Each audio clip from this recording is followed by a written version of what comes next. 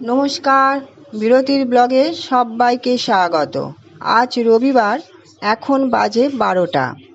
একটু চিকেন কোপ্তাকারি করব বলে মনস্থির করছি, তাই বাজারে গেলাম। বাজার থেকে একটু চিকেন কিমা কিনে নিয়ে এলাম।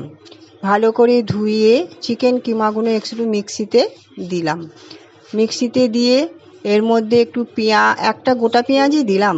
পেঁয়াজ, কাঁচা লঙ্কা, আদা, রসুন, একটু ধনেপাতা সমস্ত কিছু দিয়ে একসাথে পেস্ট করে নিলাম। এই চিকেন কোপ্তাকারি জানেন, আমার মেয়ে ভাইজি খেতে খুব ভালোবাসে। তা ওরা যখন ভালোবাসে মনে হয় ভালোই হয়। সেই জন্যে ভাবলাম এই চিকেন কোপ্তাকারি একটু আমার বোনের ছেলেকেও খাওয়াই। ও একটু ভালো কিছু খেতেও ভালোবাসে, কিছুই তো খাওয়ানো হয় না। তাই ভাবলাম যাই, আজকে একটু তাহলে সময়ও আছে হাতে, এটাই করে নিয়ে ওকে দিয়ে আসি। এর মধ্যে এবার দিয়ে দিলাম একটু টক দই, ব্রেড কাম সমস্ত কিছু দিয়ে এটাকে আবার একসাথে একটু মিশিয়ে নেব।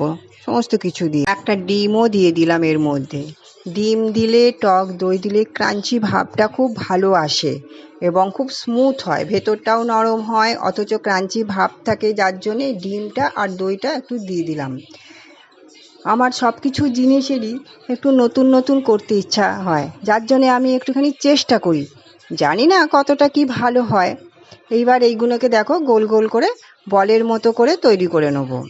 এই দেখো বলগুলো কি সুন্দর দেখতে লাগছে। এইবার ভেজে নিচ্ছি বলগুলোকে ভেজে নেবার পর ততক্ষণে বলগুলো ভাজি, আর ততক্ষণে আমি একটা গ্রেভি তৈরি করি।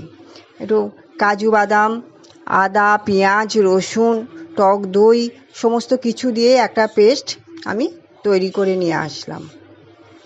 এবার কড়াইতে তেল দিয়ে ফোড়নে তেজপাতা, গোটা গরম মশলা সমস্ত কিছু দিয়ে এইবার পেস্টটাকে ঢেলে দিলাম আমি, দিয়ে একটু কষবো। যতক্ষণ না তেল ছাড়ে ততক্ষণ কষবো। তার মধ্যে লঙ্কা গুঁড়ো, ধনে গুঁড়ো, জিরে গুঁড়ো, হলুদ গুঁড়ো, গরম মশলা গুঁড়ো, নুন, চিনি সমস্ত কিছু দিয়ে আর একটু ভালো করে নেড়ে চেড়ে এইবার জল দিয়ে দেবো। জল দিয়ে ফুটে গেলেই এবার কোপ্তাগুলো দিয়ে একটু ফুটিয়ে নেবো, নিয়ে ঢাকা দিয়ে রেখে দেবো। এই দেখো চলে এসেছি বোনের বাড়ি। এসেই আমরা সব চায়ের আড্ডায় বসে পড়েছি। এই যে বোন চা খাচ্ছে, বিস্কুট খাচ্ছে, আর আমার দিকে তাকিয়ে মিটমিট করে হাসছে। আর এই হলো আমার ছোট পিসি, আমাদের মা একবারে।